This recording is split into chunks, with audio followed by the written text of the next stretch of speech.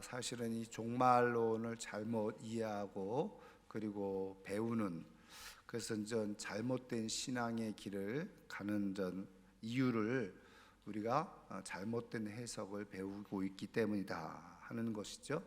자, 그래서 오늘 그 두 번째 시간으로 우리가 하도 많이 들었던 그 짐승의 표 666에 대한 그런 좀 말씀을 한번 나누려고 하는데요. 일단은 제가 그 나눠드린 것에 말씀드린 것처럼 사실은 요한계시록을 가장 성경과 비슷하게 해석하는 것 같으면서도 오류를 많이 가지고 있는 세대주의 종말론자들이 지금 이 부분을 어떻게 해석하고 있는가.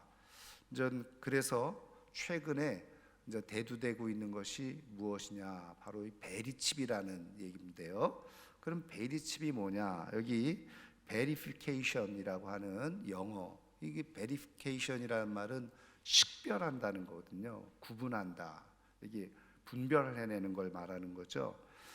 그 단어하고 반도체의 칩이라고 하는 단어, 합성된 단어입니다. 그래서 실질적으로 이 사람들은 이런 것들을 인터넷이나 이런 곳에 그 그림까지 또 사진까지 만들어 가지고 이 베리칩 모양을 공개를 하고 있죠. 근데 이제 이 베리칩은 말씀 여기 기록되어져 있는 대로 16개의 고유번호, 마치 우리 주민등록 번호처럼, 그래서 전 세계의 모든 사람을 여기다가 이제 베리칩, 그 사람의 신상 정보 혹은 이제 경제 상황, 이런 것들을 그 하나의 칩에 다 넣어서 그래가지고 그거를 사람에게다 주입시킨다는 거예요. 그러면 이제 이 사람이 요즘 뭐 그렇죠, 이 그 공항도 전에는 여권 가지고 확인하고 다녔잖아요. 근데 그걸 조금 빠르게 한다고 이제는 각자 지문을 가지고 지문을 먼저 등록해 놓은 사람들은 지문만 찍어도 통과가 돼요. 여권 안 보여줘도. 근데 이제 또 바뀌었죠. 최근에는 어떻게 바뀌었습니까? 얼굴 인식. 그래서 그냥 지나가기만 하면 컴퓨터가 알아서 이 사람이 지금 여기 비행기에 탑승할 사람인지 아닌 사람인지, 항공권을 끄는 사람인지 아닌 사람인지 다 식별을 하는 거예요. 그래서 이제는 뭐 여권도 필요 없고, 물론 가지고 가야 되지만 일단 공항을 검색대를 이제 지나가는데 필요가 없어진 거예요. 근데 이제 이와 마찬가지로 이게 이제 이 베리칩이라고 하는 것을 몸에 주입시켜 놓으면, 그러면 이제 이 사람이 어디를 가든지 이 스캔 기능을 가지고 있는 이 기계, 스캐너죠. 그걸 통과하기만 하면 이 사람이 어디를 갔는지 또 뭘 했는지.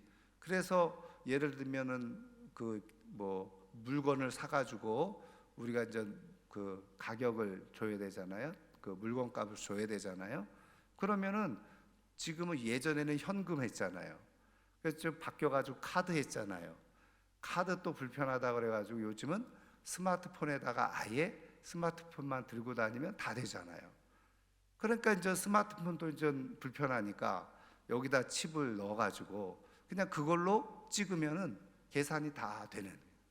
어쨌든 이런 상황이 도래하게 된다는 겁니다. 그게 바로 이제 베리칩이라고 하는 건데, 이제 이 세대주의 종말론자들이 바로 이 베리칩이 뭐냐, 바로 적그리스도가 세계의 새로운 질서, 하나의 이건 통일 정부라고 얘기해요. 그 정부를 만들어 가지고 모든 사람들을 통제하는 하나의 방법으로 사용한다는 겁니다. 이게 베리칩에 관한 이야기예요. 여러분 조금 관심 있는 분들은 많이 들으셨을 거라는 생각이 듭니다. 근데 중요한 거는, 그럼 왜 이 세대주의 종말론자들은 이 베리칩을 여기서 지금 우리 성경에서 말하는 요한계시록에 말씀하고 있는 666이라고 말하느냐? 가장 중요한 이유가 바로 이제 이 해석 방법 중에 게마트리아라고 하는 해석 기법이 있어요. 이 게마트리아라고 하는 것은 뭐냐면, 여러분 지금 우리가 사용하고 있는 1, 2, 3, 4, 5, 6이라고 하는 이 알파벳 이 숫자는요, 사실은 이게 그렇게 만들어진 지 오래되지 않았어요. 그러면 옛날 고대 사회에서는 숫자를 어떻게 표기했느냐? 말 그대로 문자로 그냥 표기를 한 거예요. 그러니까 우리식으로 말하면 기억을 쓰면 그걸 이렇게 이제 했다는 거죠. 니은 하면은 그러니까 이제 히브리어라든지 헬라어라든지 로마의 그 알파벳 숫자에는요 다 그게 있어요. 그래서 우리가 말하는 헬라어의 알파, 이거는요 그냥 일자라는 거예요. 그러니까는 뭘 쓸 때 알파 하나만 쓰면 이렇게 이제 이해를 한 거죠. 그러니까 성경에 보면 그런 기법으로, 그런 이해로 쓰여져 있어요. 그래서 우리가 구약 성경을 보면 사실은 이 숫자에 대해서 여러 가지 해석의 요소가 남아 있는 게 뭐냐면, 그런 문자로 기록을 해놨으니까 이게 조금만 글자가 틀려도 잘못된 문자로 오인할 수가 있게 되어지는 거죠. 그래서 이제 여러 가지 문서적으로 다른 차이가 있으면은 혼동을 하게 되어지는 그런 일이 발생하게 된 겁니다. 자, 근데 어쨌든 이게 바로 게마트리아 해석 기법인데, 똑같이 이 게마트리아 해석 기법을 사용했다는 거예요. 그게 뭐냐? 바로 알파벳 A는 6, 그 다음에 B 12, 그래서 6단위로 계속해서 계산을 하는 겁니다. 그래서 A는 6, B는 12, C는 뭐예요? 18. 그래서 플러스 6을 하는 거예요. 그럼 왜 6을 하고 있느냐? 6이라는 게 사람 숫자이기 때문에 그렇다는 거예요. 그러니까 우리가 흔히 많이 들은 것처럼 7은 하나님의 숫자, 6은 사람의 숫자, 이렇게 이제 얘기를 많이 듣고 알고 있잖아요. 그러니까 A는 6이라는 거예요. 그렇게 시작을 해요. 그리고 나서 이 컴퓨터라고 하는 영어 단어를 다 게마트리아 기법으로 그 숫자를 대입을 해봤더니 이 컴퓨터라고 하는 영어 단어가 666이 나오더라는 거예요. 그러니까 지금 이 사람들은 컴퓨터가 뭐예요? 666이에요. 이거는 아주 오래전부터 사실은 얘기되어져 왔던 그런 이제 얘기죠. 이게 이제 세대주의 종말론자들이 언급하고 말하고 있는 그런 내용인 겁니다. 자, 그래서 이제 이 사람들을 중심으로 어떤 얘기를 하냐면, 여러분, 제가 여러 번 말씀드렸지만 세계 국제 연합 있잖아요. 그 국제 연합이 어디에 있느냐? 지금 브뤼셀에 있어요. 그러니까 벨기에라고 하는 나라의 수도 브뤼셀에 국제 연합 기구가 있는데, 근데 이제 거기에 대형 슈퍼 컴퓨터가 있는데, 그게 바로 전 세계 사람들의 그 인적 상황을 다 거기다 담아낼 수 있는. 그래서 이제 그 슈퍼컴퓨터를 통해서 어떻게 해요? 말씀드린 것처럼 각 모든 사람들의 개개의 정보를 다 움직이는데, 심지어는 어떤 일까지 가능하냐? 이 베리칩을 조작을 해가지고 그 사람의 몸의 호르몬 이 기능까지 바꿀 수 있다는 거예요. 그래가지고 호르몬이 바뀌어지면 어떻게 됩니까? 성격도 바꿀 수 있다는 거예요. 그래서 이 성격을 DNA를 바꿔서 마치 짐승처럼 그렇게 만들어 버려 가지고 이 폭력을 일삼게 하고, 그러니까는 그것이 중앙에서 이 베리칩을 통해서 마음대로 조종할 수 있는 그런 저 상태가 되어진다는 거예요. 그렇게 해가지고 전 세계를 다 장악을 하게 되어진다는 그런 저 얘기입니다. 근데 여러분, 지금 이런 이론에 그대로 신봉해서 빠져들어간 대표적인 우리나라 이단 단체가 있죠. 여러분 아세요? 신옥주 목사라고 하는 여자가 그래서 자기네 교인들 400여 명을 어디에다? 피지라고 하는 나라에 그렇게 데리고 갔잖아요. 그곳에 보냈어요. 그 뭐냐? 이 슈퍼컴퓨터의 베리칩을 피해서 그대로 살아갈 수 있는 곳이 전 세계에 어디냐? 피지라는 거예요. 글로 가서, 근데 왜 피지냐? 피할 수 있으니까 피지. 그걸 피할 수 있는 곳이 피지라는 거예요. 그래가지고 거기 400명 땅 사가지고 이주시켰잖아요. 그런데 거기서 어떤 일이 일어납니까? 말 그대로 엄청난 노동 착취. 그래서 400여 명, 심지어는 가족들끼리 여기서 집 팔고 땅 팔고 해가지고 다 돈 헌금하고 거기 갔던 사람들 여권 다 뺏어가지고 도망가지 못하게 그렇게 해놓고는, 그리고서 쉽게 얘기하면 농장 일을 시키는 거예요. 그 피지에서. 그러니까는 거기서 견디다 못해가지고 말이죠, 도망 나온 사람들 여권이 없으니까 어떻게 해요? 근데 이게 피지 정부하고 결탁이 돼 있으니까 이 사람도 오도 가도 못하는 그런 상황이 이제 돼버린 거잖아요. 여러분, 이 사람이 신옥주 목사라고 하는 이 이단 교주가 뭘 가지고 이렇게 사람들을 현혹했느냐? 이 베리칩 가지고 현혹한 거예요. 그래서 베리칩 받으면은 여러분은 다 천국 못 간다. 그러니까 베리칩 안 받을 곳으로 피신해야 된다. 그러니까 피할 곳이 어디냐? 피지, 피하는 곳이라는 거예요. 그걸로 가는 거예요. 여러분, 그러니까 이게 정신 세계가 건강하고 건전하고 바르면 이런 데 현혹을 안 당하죠. 그리고 성경을 바로 이해하면 이런 곳에 현혹을 안 당해요. 여러분, 심지어는요, 여기 신옥주 그 이단에서 행하고 있었던 중요한 또 내용 중에 하나가 뭐냐면 타작마당이라는 게 있어요. 성경에 보면 타작마당 있죠. 근데 이 타작마당을 어떻게 해석했느냐? 바로 서로 그 잘못한 것에 대해서 이제 일종의 이제 그 보복하는 것, 그걸 타작마당이라고 하는. 그래가지고 이제 부부 사이에 앞으로 세워놔. 타작마당 시간이다. 그러면은 남편이 잘못한 거 있으면 부인이 그것을 대고서 때리는 거야. 심지어는 자녀와 부모를 앞세워 놓고 부모가 잘못했다 그러면 자식이 부모를 막 때려. 그걸 타작마당이라고 그렇게 하고서 그렇게 행하고 있는 거예요. 여러분, 그런 게 상식적으로 이해가 돼요? 근데 거기에 빠져 있는 사람들이 수천 명 사람들이 그 일을 하고 있다. 저는 그래서 거듭 계속 말씀드리지만 이단에 빠진 사람들의 중요한 특징은 뭐냐?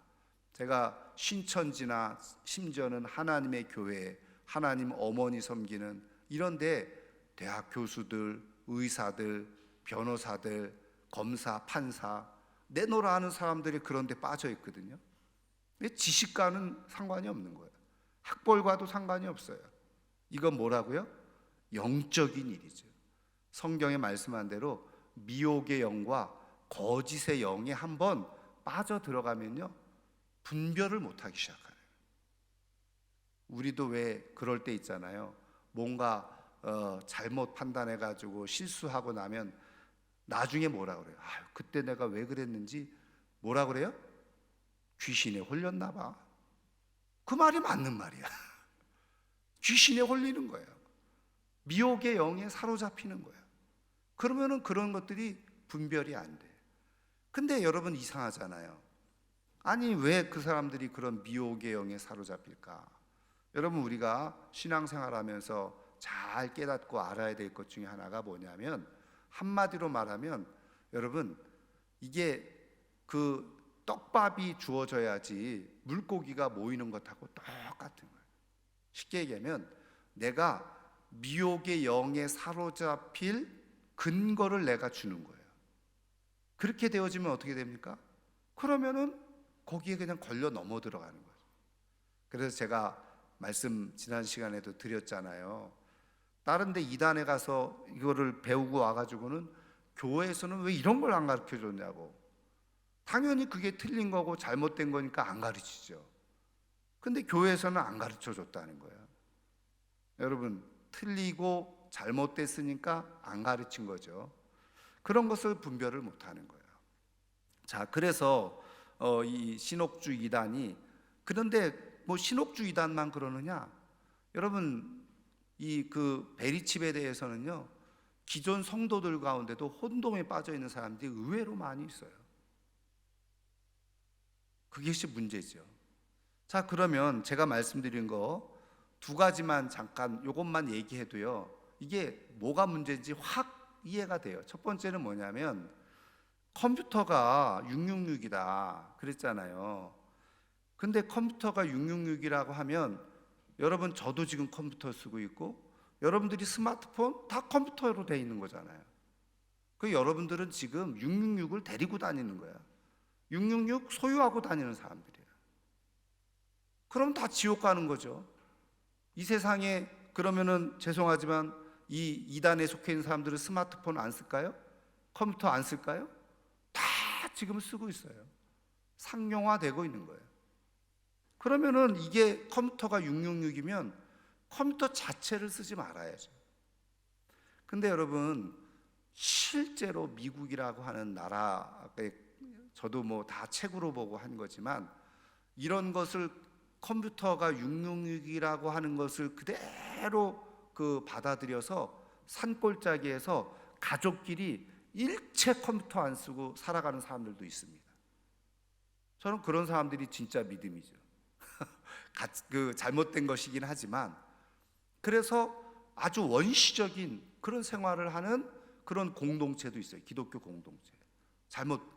그래가지고 제가 읽은 책 중에도 그 여학생이 그런 공동체에서, 그런 집에서 사는 거예요.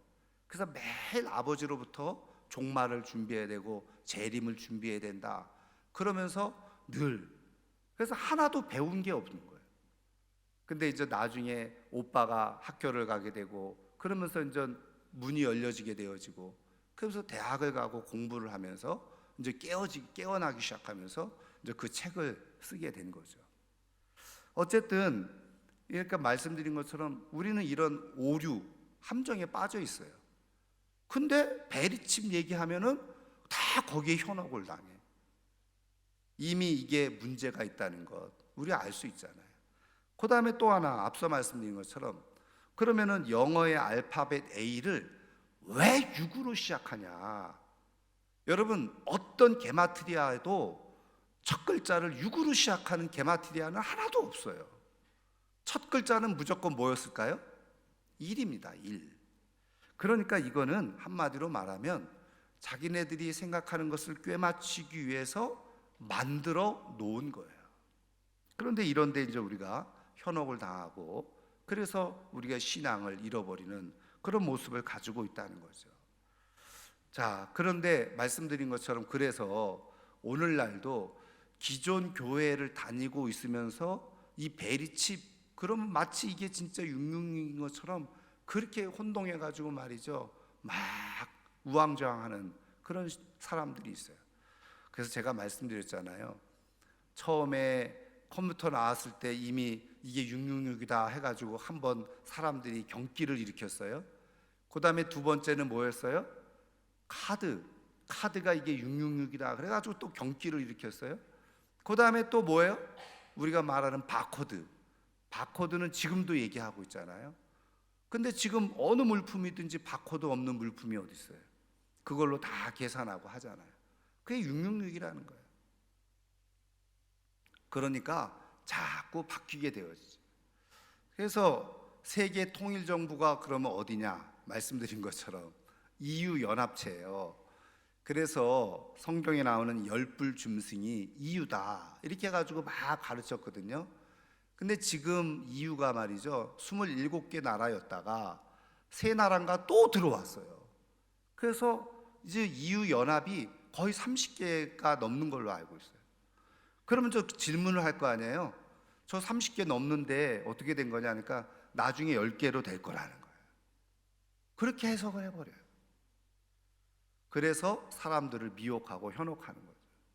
자, 그러면 성경에서 말씀하고 있는 이 666은 도대체 뭐냐 한번 살펴보면, 먼저요, 갈라디아서 6장 17절 같이 읽겠습니다. 이후로는 누구든지 나를 괴롭게 하지 말라. 내가 내 몸에 예수의 흔적을 지니고 있노라 해서, 요 흔적은 헬라어로 우리 많이 들어본 것처럼 스티그마라고 하는 단어입니다. 근데 이 단어가 의미하는 게 뭐냐? 말씀드린 것처럼 제가 성령께서 인치셨다, 도장을 찍었다, 이런 의미거든요. 그래서 이것은 가축대나 어느 물건의 주인의 소유권을 의미하는 표식, 이게 바로 스티그마예요. 흔적이란 말이에요. 표라는 거예요. 자, 그래서 여기에 담겨져 있는 뜻은 뭐냐? 말씀드린 것처럼 이것은 어느 주인의 소유다. 그것을 정확하게 표현하고 있는 것이 바로 표라고 하는 말의 의미인 거예요. 그러니까는 이제 누구에게 속해 있는지를 그거를 보면 알 수 있는 거죠. 주인이 누구인 것인지를 알 수 있는 거고, 그리고 그 주인에게 속해 있는 물건이나 그리고 사람은 그 주인에게만 충성하는 거예요.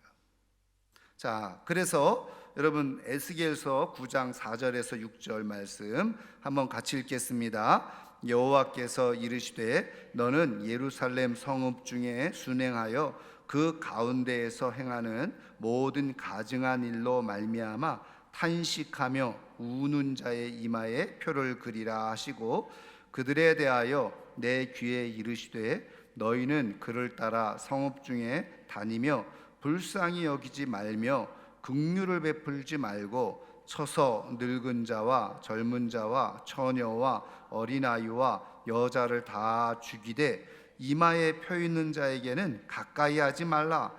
내 성소에서 시작할지니라 하시매 그들이 성전 앞에 있는 늙은 자들로부터 시작하더라. 아멘. 여러분, 이 에스겔서는 우리가 이미 말씀을 보는 것처럼 구약 시대에 그 예루살렘이 멸망할 즈음에 지금 하나님으로부터 말씀을 받아서 기록해 놓은 것이 바로 이 에스겔서, 에스겔 선자가 쓴 거잖아요. 근데 이제 이 에스겔 선자가 지금 이 말씀을 받아서 기록했는데 요 내용이 뭐냐면 1절부터 읽어보면 그 예루살렘 성전 안에 우상이 너무 가득한 거죠. 그래서 하나님께서 그들을 심판하기로 작정을 하신 거예요. 그래서 6 천사를 보내요. 그 6 천사의 손에는 뭐가 들려 있느냐? 죽이는 무기가 들려져 있었던 거예요. 그리고 또 다른 한 천사는 그 먹통, 서기관 먹통을 허리에 차고 있었다 그랬어요. 그래가지고 먼저 한 일이 뭐냐면 이 모든 가증한 일로 말미암아 탄식하며 우는 자, 다시 말하면 성전에서 이렇게 우상을 섬기는 모습을 보고 탄식하며 자기의 가슴을 치고 눈물을 흘리면서 하나님 앞에 기도하는 그런 사람들 이마에 표를 그리라, 표시를 하라고 한 겁니다. 그렇죠? 자, 그리고 나서 이제는 죽이는 사자들에 의해서 다 나이 든 사람이나 젊은 사람이나 다니면서 다 하나님의 심판이 임하는 거죠. 이럴 때 어떻게 해요? 말씀 기록되어져 있는 것처럼 이마에 표가 이미 있는 사람들은, 그 사람들은 죽지 않는다는 거예요. 가까이 하지 않는다는 거예요. 다시 말하면 죽음이 넘어가는 거예요. 지금 이 에스겔서를 통해서 하나님께서 지금 이 예루살렘에 대한 심판의 말씀을 해주신 거잖아요. 그런데 요 내용이 그대로 사도 요한이 반모섬에서 하나님으로부터 받은 계시와 너무너무 비슷한 거예요. 그래서 우리가 이제 요한계시록 7장을 읽어보면 우리가 흔히 너무나도 잘 알고 있는 14만 4천 명, 그것도 이제 다음 시간에 한번 또 얘기를 할 거예요. 잘못된 해석. 그래서 모든 이단들의 중요한 특징은 뭐냐? 문자주의라 그랬죠. 그래서 14만 4천 명만 구원받는다는 거예요. 신천지 14만 4천 명만 구원받아. 14만 4천 명 안에 들어가야 돼. 그런데 14만 4천 명이 지금 넘어섰어요. 지금 모이는 사람들만 해도 넘어섰어. 그러면 또 어떻게 얘기할까요? 네, 그러니까 14만 4천 안에 들어가려고 하니까 어떤 사람이 14만 4천 안에 들어가야 돼요? 집 팔고 땅 팔고 전적으로 거기에 다 헌신하는 사람만이 14만 4천 안에 들어갈 수 있다, 이렇게 하는 거예요. 그러니까 그냥 눈이 뒤집혀가지고 거기에 집 팔고 땅 팔고 뭐 가족 팔고 그냥 거기 들어가요. 14만 4천 안에 들어가려고. 왜냐? 말씀드린 것처럼 성경을 잘못 해석하고 왜곡된 해석을 가지고, 그리고 미혹의 영에 사로잡히니까 분별력이 떨어지는 거예요. 14만 4천 명이 의미하는 바를 모르는 거죠. 자, 그래서 지금 이미 성경에도 이렇게 한마디로 말하면 하나님께서 택하신 사람들에 대해서 인치는 그런 표현이 계속 되어져 있다는 거예요. 그런데 이제 우리가 이제 한 가지 중요한 사실, 이제 4번을 먼저 보겠습니다. 4번. 자, 에베소서 1장 13절 같이 읽겠습니다. 그 안에서 너희도 진리의 말씀 곧 너희의 구원의 복음을 듣고 그 안에서 또한 믿어 약속의 성령으로 인치심을 받았으니. 아멘.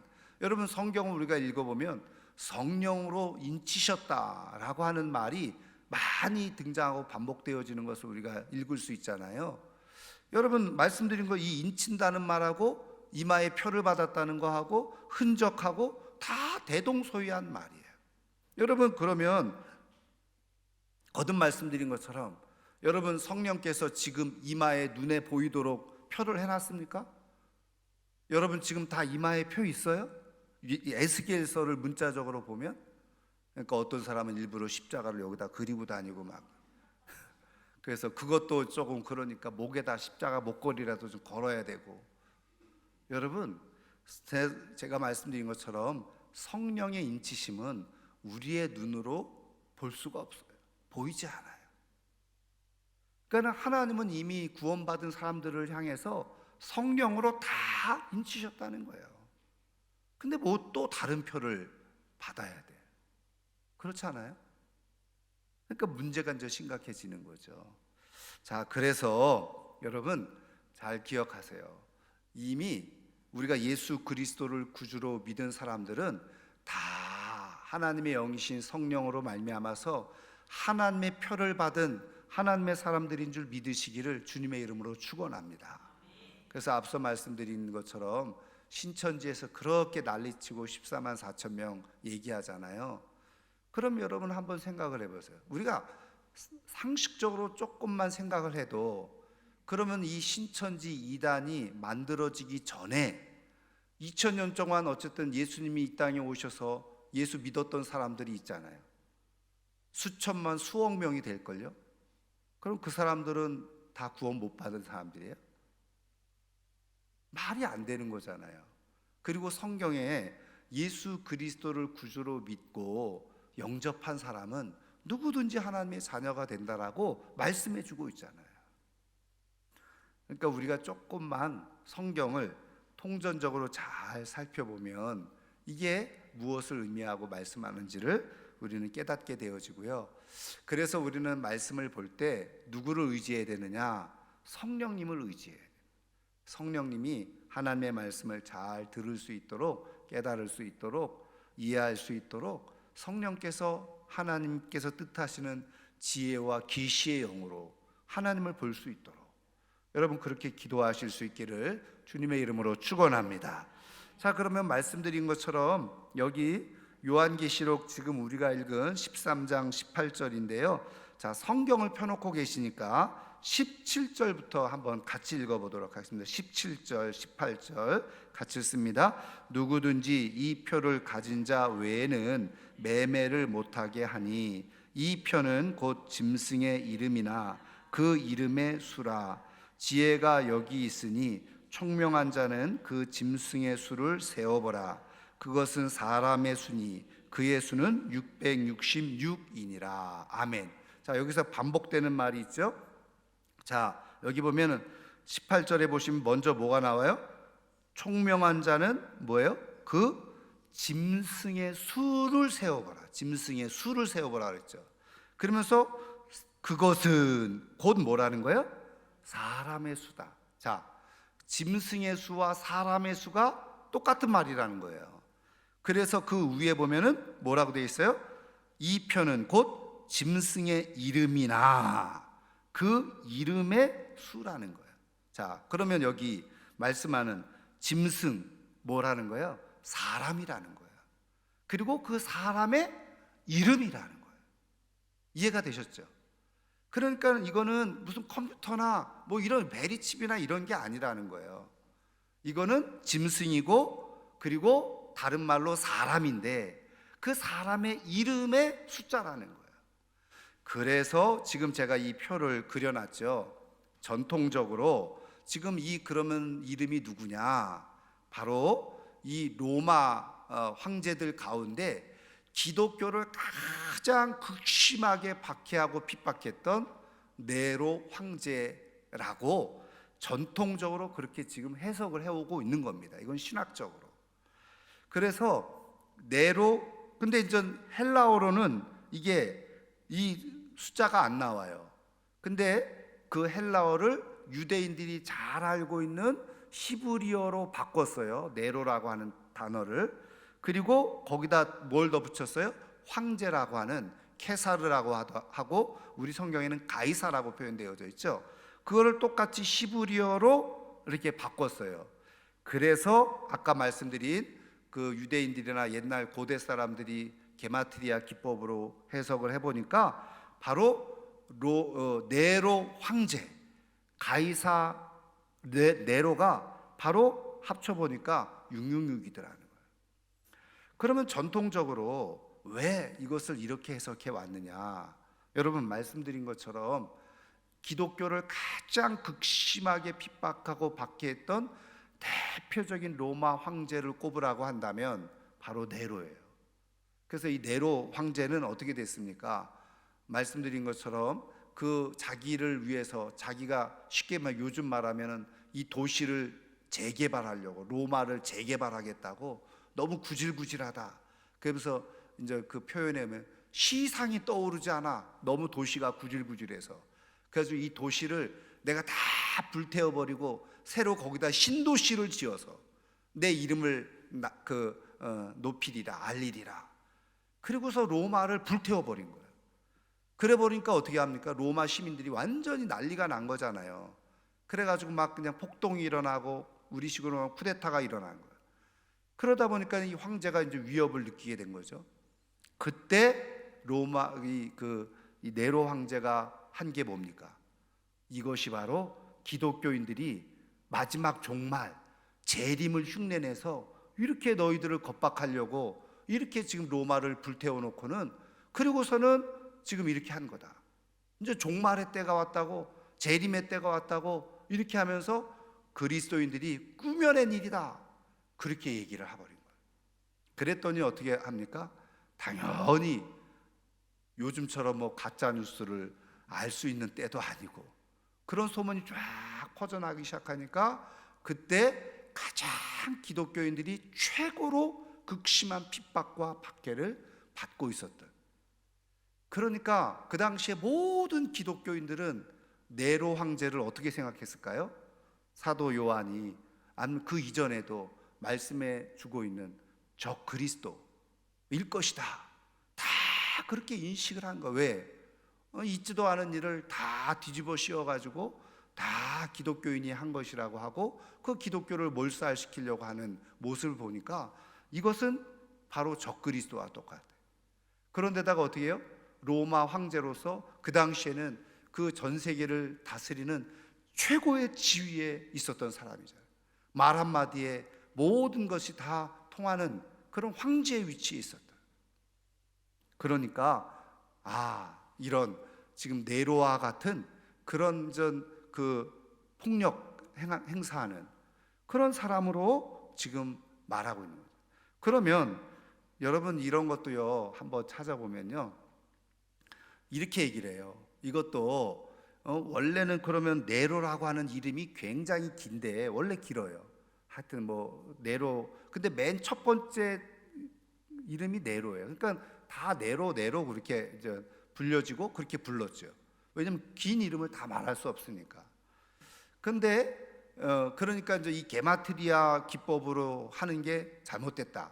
그다음에 두 번째는 그 당시에 다 헬라어로 썼는데 네로를 헬라어 게마트리아어로 해석을 해야지 왜 히브리어로 했냐. 그래가지고 이거는 여기에 또 누구죠? 이 네로에 맞추려고 하는 거다. 막 이런 그런 말들을 해요. 그러니까 그런 거를 들어보면 그럴듯하네 이렇게 할 수 있어요. 근데 여러분 말씀드린 것처럼 사도 요한은 출신이 어디예요? 유대인이에요.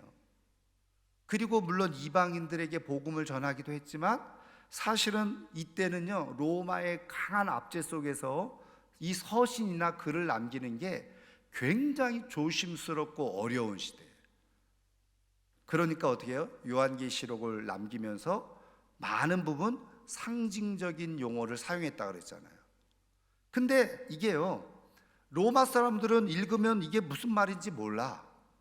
근데 그 당시에 기독교인들은 이렇게 다 쓰여져 있지만 이미 사도시대부터 계속 그것을 들어왔기 때문에 이렇게 써 있는 것을 다 이해를 했다는 거예요. 다 받아들이고. 그러니까 지금 이것을 뭐 네로가 원래 이름은 로마 이름이고 뭐 헬라어로 표현해야 되는데 왜 히브리어로 바꿔서 이렇게 게마트리아 이렇게 껴맞추기를 했느냐?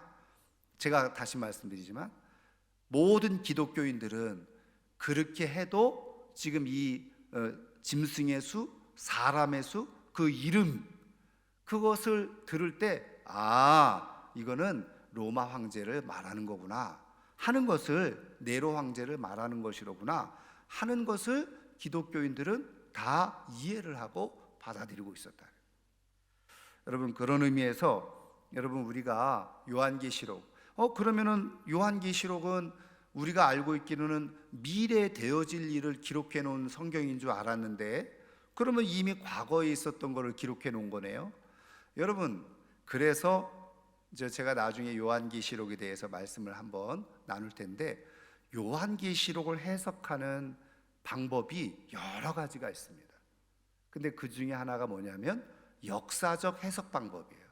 그 역사적 해석 방법이라고 하는 건 뭐냐면, 사실은 이 요한계시록에 있는 많은 사건들이 과거에 있었던 사건들을 상징적으로 다시 표현해 줬다는 거예요. 그러면은 그거는 미래에 다가올, 미래에 일어날 일이 아니지 않습니까? 근데 여러분, 우리가 성경을 보면, 우리가 성경을 한번 가만히 읽어보세요. 자, 이스라엘 백성들이 출애굽했잖아요. 요단강을 건넜고 홍해도 건너고 요단강 건너잖아요. 근데 여러분, 시편을 읽어보면요, 어쨌든 그 이후로 하나님은 계속 이스라엘 백성들에게 얘기하고 있는 게 뭐예요? 바로 홍해 건넌 얘기 해주는 거예요. 너희들이 어떻게 구원을 받았는지, 광야에서 어떻게 가나안 땅으로 왔는지 과거 얘기를 계속합니다. 근데 그 과거 얘기를 바탕으로 해서 앞으로 너희들이 그러니까 어떻게 살아야 된다 라고 말씀해 주고 계신다는 거예요. 이해가 되셨어요? 자, 그러니까 신명기는 이미 40년 광야까지 다 거쳤잖아요. 신명기를 기록을 했어요. 근데 그거는 다 지난 얘기를 기록해 놓은 거예요. 다 지난 얘기를 기록하면서 반복해서 너희들이 가나안 땅에 이제 들어갈 텐데, 하나님이 약속하신 땅에 들어갈 텐데 너희들이 지나온 과거를 한번 봐라. 하나님이 너희들을 어떻게 보호해 주시고 어떻게 인도해 주셨는지, 그리고 너희들이 하나님의 말씀을 제대로 순종하지 않았을 때 너희들에게 어떤 결과가 주어졌었는지 지나온 과거를 한번 생각해 봐라. 그러니까 그거를 바탕으로 해서 앞으로 너희들이 들어갈 가나안 땅에서 어떻게 처신하고 어떻게 살아야 될지를 잘 분별하고 살아라. 이게 성경에 기록된 방법 중에 하나라는 거예요. 그러면 요한계시록도 물론 미래적인 사건도 있어요. 전적으로 그렇다는 거 아니에요. 그런데 요한계시록의 많은 상당수 부분도 이미 그들이 겪었던 일이에요. 고대 사회에서 그 앞서 말씀드린 것처럼 박해를 받고 핍박을 받고 그러면서 힘들고 어렵게 막 신앙생활하는 그런 모습을 다 겪고 알고 있는 거예요. 그런데 이 일이 앞으로도 이런 일들은 언제든지 일어날 수 있다는 것을 말씀해 주는 거예요. 지금 너희들만 이런 일이 있는 게 아니라 주님이 재림하시기 전까지 이런 일들은 끊임없이 일어난다는 거예요. 왜? 이 시대가 공중 권세 잡은 자 사단 마귀에 의해서 지금 지배를 당하고 있으니까. 그러니까 이런 핍박과 박해는 언제든지 일어나고 언제든지 일어날 수 있으니까. 그런데 이런 과거를 생각해 봐라. 하나님께서 어떻게 지켜주시고 어떻게 인도해 주셨는지. 그때 아무리 많은 핍박과 박해가 있어도 끝까지 예수님을 하나님을 믿었던 사람들은 다 영광이 주어졌다. 그러니까 너희들이 아무리 힘들고 어렵고 이런 엄청난 박해와 핍박이 와도 그런데 마음이 무너지지 말고 현혹되지 말고 끝까지 믿음으로 살면 정말 하나님께서 약속해 주신 천국과 새 하늘과 새 땅을 얻게 되어지는 복을 누리게 될 것이다. 어떻게? 이스라엘 백성들이 애굽에서 나와서 광야 40년을 지나고 그리고 하나님이 약속해 주셨던 그대로 가나안 땅, 약속의 땅에 들어갔듯이 그거를 요한계시록을 통해서 하나님은 사도 요한을 통해서 말씀해 주시려고 하시는 거예요. 그런 의미에서 이게 로마의 이 네로 황제가 요한계시록이 기록되기 전의 사람인데 말이 안 된다, 이런 해석은요 성경을 볼 줄 모르는 거예요. 그래서 말씀드린 것처럼 그 세대주의 종말론자들은 그냥 문자 그대로 해석을 해요. 그러다 보니까 많은 오류를 만들어낸다는 거죠. 성경을 통전적으로 전체적으로 하나님의 뜻 가운데 보는 것이 아니라 그냥 그 있는 그대로를 자꾸 보려고 해요. 물론 여러분 성경은 있는 그대로 읽어야 돼요. 그런데 그 속에서 하나님께서 뜻하시는 것을 종합적으로 성경 전체적으로 잘 이해하지 못하면 말씀드린 것처럼 한 단어의 함정에 빠지고 한 글자 함정에 빠지는 거예요. 그런데 현혹되기 시작하면 어떻게 될까요? 당연히 이단의 팝거리가 되어져, 먹거리가 되어지는 거예요. 나도 모르게 그런데 현혹돼서 빠져들어가는 거예요. 그래서 우리가 성경을 잘 읽되 통전적으로 창세기에서부터 요한계시록까지 하나님이 뜻하시는 의도와 목적을 잘 분별하고 깨닫고 성경을 큰 그림 가운데서 보면서 그 속에서 하나님께서 주시는 작은 교훈들을 끄집어내서 오늘 내가 삶을 살아가는 말씀의 능력으로 삼아야 되는 거예요. 저는 그런 의미에서 성경을 정말 잘 제대로 볼 수 있는 하나님의 사람들이 되어져서 말씀드린 것처럼 이런 이단에 빠져들어가지 아니하고 패가망신하고 더 나가서 영혼 가운데서 버려지는 인생이 아니라 끝까지 믿음을 잘 지켜서 우리가 이미 종말론을 통해서 배운 것처럼 약속해 주신 새 하늘과 새 땅에 들어가서 최소한 5고을 10고을 다스리는 권세를 가지고 살아갈 수 있는 하나님의 사람들 꼭 되기를 주님의 이름으로 축원합니다.